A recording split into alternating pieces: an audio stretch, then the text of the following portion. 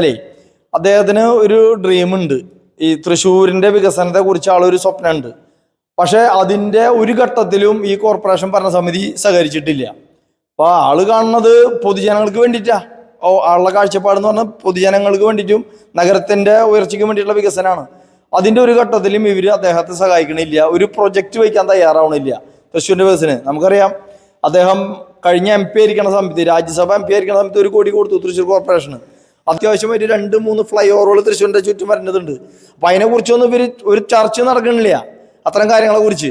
അപ്പൊ അതൊക്കെ നമുക്ക് നടപ്പിലാക്കണമെന്നുണ്ടെങ്കിൽ BJP-യുടെ ഭരണത്തിൽ, NDA ഭരണത്തിൽ വരണം. സുരേഷ് ഗോപി സാർ അതിനു വേണ്ടി അത്ര ഫണ്ട് വേണമെങ്കിൽ നമുക്ക് അനുവദിക്കാൻ തയ്യാറാണ്. ആ വികസനം എങ്ങനെയാണെന്നുള്ളത് ജനങ്ങൾക്ക് നേരിട്ട് കാണാനുള്ള ഒരു അവസരവും അടുത്ത BJP-യുടെ NDA ഭരണം. നമസ്കാരം. കേരളത്തിൽ BJP ഏറ്റവും വലിയ പ്രതീക്ഷ കൽപ്പിക്കുന്ന ഒരു പ്രധാനപ്പെട്ട കോർപ്പറേഷനാണ് തൃശ്ശൂർ കോർപ്പറേഷനെ സംബന്ധിച്ച് ഏറ്റവും പ്രധാനമായിട്ടുള്ള കാര്യം എന്ന് പറഞ്ഞാൽ, കഴിഞ്ഞ പാർലമെന്റ് ഇലക്ഷനിൽ സുരേഷ് ഗോപി ഏകദേശം ഭൂരിഭാഗം സീറ്റുകളിലും അല്ലെങ്കിൽ വാർഡുകളിലും 1ാം സ്ഥാനത്തെത്തിയ ഒരു കോർപ്പറേഷൻ കൂടിയാണ്. അപ്പോൾ ഇത് തന്നെയാണ് BJP-യുടെ ഏറ്റവും വലിയ പ്രതീക്ഷയായിട്ട് കാണുന്നത്. അപ്പോൾ കഴിഞ്ഞ ഒരുപാട് നാളുകളായിട്ട് UDF-ഉം LDF-ഉം മാറി ഭരിക്കുന്ന സമയത്ത് BJP ഘട്ടം ഘട്ടമായിട്ട് ഒരു വോട്ടിംഗ് ശതമാനം ഉയർത്തുകയും സീറ്റുകൾ എണ്ണം ഉയർത്തുകയും ചെയ്യുന്ന ഒരു സാഹചര്യം ഉണ്ടായിരുന്നു. അപ്പോൾ ഇത്തവണ വലിയ പ്രതീക്ഷയിലാണ്. ഈ സമയത്ത് BJP-യുടെ കോർപ്പറേഷൻ കൗൺസിലർ നമ്മോടൊപ്പം ചേരുകയാണ്. വിനോദ് എന്നാണ് അദ്ദേഹത്തിന്റെ പേര്. ചേട്ടാ നമസ്കാരം. നമസ്കാരം. ചേട്ടാ, ഇപ്പോൾ ഈ തൃശ്ശൂർ കോർപ്പറേഷൻ ചരിത്രത്തിൽ ആദ്യമായിട്ട് BJP-ക്ക് അധികാരത്തിലെത്താൻ പറ്റുമെന്നുള്ള രീതിയിലേക്കുള്ള പ്രചരണത്തിലാണ് BJP-യുടെ നേതാക്കന്മാരും പ്രവർത്തകരും. ഈ ഒരു പ്രതീക്ഷ അത് വിജയത്തിലേക്ക് എത്താനുള്ള സാധ്യത യഥാർത്ഥത്തിലുണ്ടോ? 100%. കാരണം എന്താ? കാരണം നമ്മുടെ തൃശ്ശൂരിന്റെ MP തന്നെ നമുക്കറിയാം, കഴിഞ്ഞ ലോക്സഭാ ഇലക്ഷനിൽ പാർട്ടി കണക്ക് കൂട്ടിയേക്കാളും വലിയ ഭൂരിപക്ഷത്തിലാണ് തൃശ്ശൂരിലെ ജനങ്ങൾ നമ്മുടെ MP-നെ തെരഞ്ഞെടുത്തത്. അപ്പോൾ അത് ഇനിയിപ്പോൾ BJP-യിലാണ് ഒരു പ്രതീക്ഷയുള്ളൂ എന്ന് ജനങ്ങളുടെ ആ ഒരു ധാരണ ശരിയാവുന്ന വിധത്തിലാണ് ഈ ഒരു വലിയ വിജയം നമുക്ക് കരസ്ഥമാക്കാൻ സാധിച്ചത്. അപ്പം അതുകൊണ്ട് തന്നെ കോർപ്പറേഷനിലെ അടുത്തു വരുന്ന തദ്ദേശ ഭരണ തെരഞ്ഞെടുപ്പും നമുക്ക് 100% BJP-ക്ക് അനുകൂലമാവും, NDA-ക്ക് അനുകൂലമാവും എന്നുള്ള കാര്യത്തിൽ നമുക്കൊരു തർക്കമില്ല. ഇപ്പോൾ ഈ BJP ഇങ്ങനെ വലിയ മുന്നേറ്റം ഉണ്ടാക്കും എന്ന് പറയുന്ന ഈ ഒരു സമയത്തും ചരിത്രത്തിൽ ആദ്യമായിട്ട് BJP പാർലമെന്റ് ഇലക്ഷനാണല്ലോ 1ാം സ്ഥാനത്തെത്തി. പക്ഷേ ഇതിനു മുന്നിലുള്ള പ്രകടനങ്ങളൊക്കെ എടുത്ത് നോക്കുന്ന സമയത്ത് BJP കേവലം ഒരു 6 സീറ്റുകൾ മാത്രമാണ് ഈ 50-ന് മുകളിൽ സീറ്റുകളുള്ള ഈ ഒരു കോർപ്പറേഷനുള്ളത്. അപ്പോൾ ഒരു ചരിത്രപരമായിട്ടുള്ള വിജയം ഉണ്ടാക്കുക എന്ന് പറഞ്ഞാൽ അത് നിസ്സാരമായിട്ടുള്ള ഒരു കാര്യമല്ലല്ലോ. ഒരുപാട് പ്രവർത്തനങ്ങൾ അതിന്റെ പുറകിൽ ചെയ്യേണ്ടതില്ലേ? തീർച്ചയായിട്ടും അത്തരമൊരു അടക്കം ചിട്ടയോടും കൂടിയിട്ടുള്ള നമ്മുടെ ഒരു ബൂത്ത് തലത്തിലുള്ള പ്രവർത്തനമാണ് നമ്മുടെ കഴിഞ്ഞ ലോക്സഭാ തെരഞ്ഞെടുപ്പിൽ നമ്മൾ നടത്തിയത്. അതിൻ്റെ ഒരു അംഗീകാരമാണ് നമുക്ക് കിട്ടിയത്. അപ്പം ഇനിയുള്ള പ്രവർത്തനം ഈ തദ്ദേശ ഭരണ സ്ഥാപന തെരഞ്ഞെടുപ്പിലും നമ്മൾ അത്തരം അടക്കവും ചിട്ടയും കൂടിയിട്ടുള്ള വളരെ ചിട്ടയോട് കൂടിയിട്ടുള്ള പ്രവർത്തനം തന്നെയാണ് നടത്തിക്കൊണ്ടിരിക്കുന്നത്.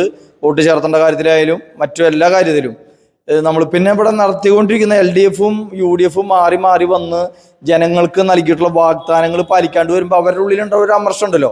അതിനി ആര് എന്നുള്ളൊരു ചോദ്യം അവരുടെ മുമ്പിലുണ്ടാകുന്നു. കഴിഞ്ഞ ലോക്സഭാ ഇലക്ഷനോട് ആ ചോദ്യത്തിന് ഉത്തരം കണ്ടെത്തിയവർ. അപ്പം ഇനി അടുത്തത് ഇനിയൊരു പരീക്ഷണം എന്ന നിലയ്ക്ക് അവർക്ക് ഒരു പ്രതീക്ഷ എന്ന നിലയ്ക്ക് NDA സഖ്യമാണ് അവർ മുന്നിൽ കാണുന്നത്. അതുകൊണ്ട് തന്നെ നമ്മൾ ഒരു വലിയ വിജയ പ്രതീക്ഷ ഈ പ്രാവശ്യം നമുക്ക് ഇവിടെ ഉണ്ട്. വർഷങ്ങളായിട്ട് തൃശ്ശൂരിൽ BJP-യുടെ പ്രവർത്തനം ചെയ്യുന്ന ഒരാളാണല്ലോ ചേട്ടൻ.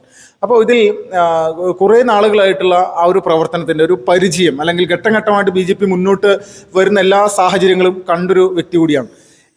ഇത്ര നാളത്തെ ഒരു എക്സ്പീരിയൻസ് എങ്ങനെയായിരുന്നു? തീർച്ചയായിട്ടും ഞാനിപ്പോൾ നമുക്ക് 2000-ലാണ് കോർപ്പറേഷൻ സ്റ്റാർട്ട് ചെയ്യുന്നത്. അന്ന് നമുക്ക് ഒരു കൗൺസിലറെ ഉണ്ടായിട്ടുള്ളൂ. മുനിസിപ്പാലിറ്റി ആയിരുന്നു. അന്നും ഒരു കൗൺസിലറെ നമുക്ക് ഉണ്ടായിട്ടുള്ളൂ പഴയ മുനിസിപ്പാലിറ്റിയിൽ. കോർപ്പറേഷൻ ആയ ശേഷം ആദ്യത്തെ വർഷം 1, അടുത്ത വർഷം ഒരു ബൈ ഇലക്ഷനിലാണ് നമുക്ക് പിന്നെ ഒരു സീറ്റ് കിട്ടിയത്. അതിനുശേഷം 2010 നമ്മൾ 2 സീറ്റ് പിടിച്ചു. പൂങ്കുന്നം ഞാൻ 2010 ജയിച്ച ആളാണ്, ഒക്കാലം തന്നെ. അതിനുശേഷം നമ്മളിപ്പോൾ കഴിഞ്ഞ 2 ടൈമായിട്ട് നമുക്ക് 6 പേര് വെച്ചിട്ടുണ്ട്. പക്ഷേ ഈ കഴിഞ്ഞ ടൈമിൽ നമ്മൾ 6 പേര് ജയിച്ചു വരുമ്പോഴും 11 സ്ഥലത്ത് നമുക്ക് 2ാം സ്ഥാനം ഉണ്ട്. അപ്പോൾ അതന്നെ നമ്മുടെ വലിയൊരു ജനങ്ങൾ നൽകുന്ന പ്രതീക്ഷയുടെ ഒരു ഭാഗമായി. ആ 11 സ്ഥലത്ത് 2ാം സ്ഥാനത്തുണ്ട്. ഇപ്പോൾ കഴിഞ്ഞ ലോക്സഭ ഇലക്ഷൻ്റെ ഭാഗം നോക്കുമ്പോൾ ഏകദേശം ഒരു 36 സീറ്റോളം നമ്മൾ ഫുൾ ബൂത്തുകളിൽ ലീഡ് ചെയ്തിരിക്കുകയാണ്, വലിയ മാർജിനിൽ. അപ്പോൾ അതുകൊണ്ട് തന്നെ ഈ LDF UDF ഭരണം അടുത്ത ജനങ്ങൾക്ക് ഇനിയൊരു പ്രതീക്ഷ, എന്തെങ്കിലും തൃശ്ശൂരിന് വേണ്ടി ജനങ്ങൾക്ക് വേണ്ടി ഒരു വികസനം കൊണ്ടുവരും എന്നുള്ളൊരു പ്രതീക്ഷ അത് NDA-യിലുള്ള BJP-യിലുള്ള. അതുകൊണ്ട് തന്നെ ഈ പ്രാവശ്യം ആ ഒരു മാറ്റം വരും എന്നാണ് നമ്മുടെ പ്രതീക്ഷ. ഇപ്പോൾ ഏറ്റവും മുഖ്യമായിട്ട് BJP എന്ന് പറയുന്ന ഒരു രാഷ്ട്രീയ പ്രസ്ഥാനം സംബന്ധിച്ച് കീഴടക്കാൻ പറ്റാത്ത ഒരു മലകളും പർവ്വതങ്ങളൊന്നും ഈ ഭാരതത്തിൽ ഇല്ല എന്ന് പലപ്പോഴായിട്ട് തെളിയിച്ചിട്ടുണ്ട്. അത് തൃശ്ശൂരും തെളിയിച്ചു എന്നുള്ളത് യാഥാർത്ഥ്യം തന്നെയാണ്. പക്ഷേ ഈ സുരേഷ് ഗോപിയെ പോലെയുള്ള ഒരു ഇത്ര ഇമേജുള്ള ഒരു വ്യക്തി മത്സരിക്കുന്ന ആ ഒരു സാഹചര്യമല്ല ഈ കോർപ്പറേഷൻ തെരഞ്ഞെടുപ്പ് വരുമ്പോൾ. സുരേഷ് ഗോപി സാറിൻ്റെ ഒരു വലിയ പ്രചരണം നിങ്ങൾ പ്രതീക്ഷിക്കുന്നു? തീർച്ചയായിട്ടും അദ്ദേഹം നമ്മുടെ കൂടെയുണ്ട്. എന്താണെന്ന് വെച്ചാലേ അദ്ദേഹത്തിന് ഒരു ഡ്രീം ഉണ്ട്. ഈ തൃശ്ശൂരിൻ്റെ വികസനത്തെ കുറിച്ച് ആളൊരു സ്വപ്നമുണ്ട്. പക്ഷേ അതിൻ്റെ ഒരു ഘട്ടത്തിലും ഈ കോർപ്പറേഷൻ ഭരണസമിതി സഹകരിച്ചിട്ടില്ല. അപ്പോൾ ആള് കാണുന്നത് പൊതുജനങ്ങൾക്ക് വേണ്ടിയിട്ടാ. ആളുടെ കാഴ്ചപ്പാടെന്ന് പറഞ്ഞാൽ പൊതുജനങ്ങൾക്ക് വേണ്ടിയിട്ടും നഗരത്തിൻ്റെ ഉയർച്ചയ്ക്ക് വേണ്ടിയിട്ടുള്ള വികസനമാണ്. അതിൻ്റെ ഒരു ഘട്ടത്തിലും ഇവർ അദ്ദേഹത്തെ സഹായിക്കണില്ല. ഒരു പ്രൊജക്റ്റ് വയ്ക്കാൻ തയ്യാറാവണില്ല തൃശ്ശൂരിൻ്റെ വികസനം. നമുക്കറിയാം അദ്ദേഹം കഴിഞ്ഞ MP ആയിരിക്കുന്ന സമയത്ത്, രാജ്യസഭ MP ആയിരിക്കുന്ന സമയത്ത് 1 കോടി കൊടുത്തു തൃശ്ശൂർ കോർപ്പറേഷന്. അദ്ദേഹം അന്ന് മുന്നോട്ട് വെച്ച ഒരു ആശയം ഹൈജീനിക് ബ്ലോക്ക് ആയിട്ടുള്ള ഒരു മാർക്കറ്റിൽ ഒരു ഹൈജീനിക് ബ്ലോക്ക് പണിയാനാണ് പറഞ്ഞത്. അത് അവസാന നിമിഷം വരെ ഇവർ വെച്ചുകൊണ്ടിരുന്ന് അത് ഫണ്ട് ചെലവാക്കാണ്ടിരിക്കാൻ വേണ്ടി പല ശ്രമങ്ങളും നടത്തി. ഞങ്ങളുടെ നിരന്തര സമ്മർദ്ദം കൊണ്ട് കൗൺസിലിൽ എല്ലാ പ്രാവശ്യവും ആവർത്തിച്ച് ഉന്നയിച്ചുകൊണ്ട് മേയർ കൂടി ഇനിഷ്യേറ്റീവ് എടുത്തിട്ട് അത് പദ്ധതി കൊണ്ടുവന്നു. പക്ഷെ അദ്ദേഹം പറഞ്ഞ പദ്ധതിയായിട്ട് ഒരു ബന്ധമില്ല. അവിടെ ഒരു കിണറുണ്ടായിരുന്നു, അതൊന്ന് നവീകരിച്ചു. അതിൻ്റെ അപ്പുറത്ത് ടാങ്ക് പണിതു, അവിടെ ഒരു ഷെഡ് പണിതു. അങ്ങനെ എല്ലാ എന്താ പറയുക ഇല്ലാത്ത കണക്കുകളൊക്കെ ഉണ്ടാക്കിയിട്ടാണ് ഒരു 80 ലക്ഷത്തോളം ഒരു കണക്കുണ്ടാക്കി. അപ്പോഴും 20 ലക്ഷം ലാപ്സാക്കി കളഞ്ഞു. അദ്ദേഹം പറഞ്ഞത് അന്ന് 1 കോടി കൊടുത്തിട്ട് അദ്ദേഹം പറഞ്ഞ പദ്ധതി ചെയ്യണമെങ്കിൽ ബാക്കി വരുന്ന തുക എത്രയും ആൾ വീണ്ടും അനുവദിക്കാമെന്നാണ് വാക്ക് കൊടുത്തത്. പക്ഷെ അത് മേടിക്കാൻ ഇവർ തയ്യാറായില്ല. കൊടുത്ത തുക തന്നെ ലാപ്സാക്കേണ്ട അവസ്ഥയിലേക്കാണ് എത്തിയത്. ഇപ്പോൾ ചേട്ടൻ ഏറ്റവും പ്രധാനമായിട്ട് ഈ പല BJP ഭരിക്കുന്ന അല്ലെങ്കിൽ BJP ഭരിക്കുന്ന വാർഡുകളിലും കേരളത്തിൽ ഉടനീളമുള്ള ഒരു പ്രതിസന്ധി, ആ പഞ്ചായത്ത് LDF ഭരിക്കുന്ന ഒരു പഞ്ചായത്താണെങ്കിൽ അവിടെ ഈ വാർഡുകളിലേക്ക് പണം കൊടുക്കാത്ത അല്ലെങ്കിൽ വികസന പ്രവർത്തനങ്ങൾക്ക് സഹായങ്ങൾ നൽകാതെ ബുദ്ധിമുട്ടിലാക്കുന്ന ഒരു അവസ്ഥയുണ്ട്. അത് തൃശ്ശൂർ കോർപ്പറേഷനിൽ നിങ്ങൾക്ക് അങ്ങനെ അനുഭവം ഉണ്ടോ? തീർച്ചയായിട്ടും ഉണ്ട്. അതായത് നമുക്ക് എല്ലാ വർഷവും ബഡ്ജറ്റിൽ എല്ലാ ഡിവിഷനുകൾക്കും തുല്യമായിട്ടുള്ളൊരു സംഖ്യ വിലയിരുത്തും. അത് വകയിരുത്തുന്നത് ആദ്യം 50 ആയിരുന്നു, ഇപ്പോൾ ലാസ്റ്റ് 70 ആക്കിയിട്ടുണ്ട്. 70 ലക്ഷമാണ് ഒരു വർഷത്തേക്ക്. പക്ഷേ ആ 70 ലക്ഷം എന്ന് പറഞ്ഞാൽ അതിൻ്റെ GST കഴിഞ്ഞ് നമുക്ക് പ്രവർത്തനത്തേക്ക് വരുമ്പോൾ ഒരു 58 ലക്ഷമൊക്കെയാണ് പ്രവൃത്തിയിലേക്ക് വരുള്ളൂ. ആ തുക എന്ന് പറഞ്ഞാൽ നമുക്ക് ഡിവിഷൻ എന്ന് പറഞ്ഞാൽ നമുക്ക് അറിയണ്ട, ഒരു പഞ്ചായത്ത് വാർഡിനെ വെച്ച് 4-5 വാർഡോളം വരും ഒരു ഡിവിഷൻ. അപ്പോൾ അത്രയും ഏരിയയിലേക്കുള്ള മെയിൻ്റെനൻസ് എന്ന് പറഞ്ഞാൽ കാലടിഞ്ഞ് എടുക്കുന്നുണ്ടാവും, പല സ്ഥലത്ത് റോഡുകൾ മോശമുണ്ടാവും, ഉള്ളിലത്തെ വർക്കുകളൊക്കെ അതൊക്കെ ഒരേ ഭാഗം ചെയ്ത് വരുമ്പോഴേക്കും ഈ ഫണ്ട് എവിടെ എത്തുന്നില്ല. പക്ഷെ പൊതുവായിട്ടുള്ള നമ്മുടെ ജനറൽ വികസനം വരേണ്ടത് എക്സ്ട്രാ ഫണ്ട് ഇവർ പല പദ്ധതികളുണ്ട്. ഇപ്പോൾ അമൃത് പദ്ധതിയിൽ പെടുത്താം, അങ്ങനെ പല പദ്ധതികളുണ്ട്. അതിലൊന്നും ഇവർ നമ്മളെ ഉൾപ്പെടുത്തില്ല. നമ്മളിപ്പോൾ അത് കുറുക്കഞ്ചേരിയിൽ നിന്ന് ഒരു പ്രധാന റോഡ് വടൂക്കിലേക്ക് പോകുന്നത് 2021 തൊട്ട് ഞാൻ നിരന്തരം എഴുതി കൊടുക്കുന്നതാണ്. BMBC എൻ്റെ ബേസ് റൂട്ടാണ്, പ്രധാന റോഡാണ് എൻ്റെ ഡിവിഷനിൽ. പക്ഷേ എനിക്ക് ഇതുവരെ അനുവദിച്ചിട്ടില്ല. പക്ഷേ അവരുടെ പല ഡിവിഷനുകളും 3-4 പ്രാവശ്യം ഇതേ ഫണ്ടുകൾ പല രീതിയിൽ 10 കോടി 9 കോടിയൊക്കെ ചിലവാക്കി കഴിഞ്ഞു. നമുക്ക് എക്സ്ട്രാ ഇതെല്ലാം കൂടെ കിട്ടണതിൻ്റെ പുറത്താണ് ഈ പൈസ. പക്ഷെ നമ്മുടെ ഡിവിഷനിലേക്ക് എക്സ്ട്രാ ഒരു ഫണ്ട് ഇന്നവരെ അനുവദിച്ചു തന്നിട്ടില്ല. അപ്പോൾ അതിൻ്റെ ഏത് തരത്തിലാണ് നിങ്ങൾ പ്രതിഷേധമായിട്ട് മുന്നോട്ട് പോയിട്ടുള്ളത്? അല്ല, അവിടെ നമ്മൾ ജനകീയമായിട്ട് ഈ വിഷയങ്ങൾ ഉന്നയിച്ചിട്ടുണ്ട്. ഇപ്പോൾ ഇവിടെ ഇവർ പറയണ ഒരു കാര്യം, ഒരു 10 കോടി വികസനം നമ്മുടെ ഡിവിഷനായിട്ട് ബന്ധപ്പെടുത്തി ചെയ്യുന്നതാണ്.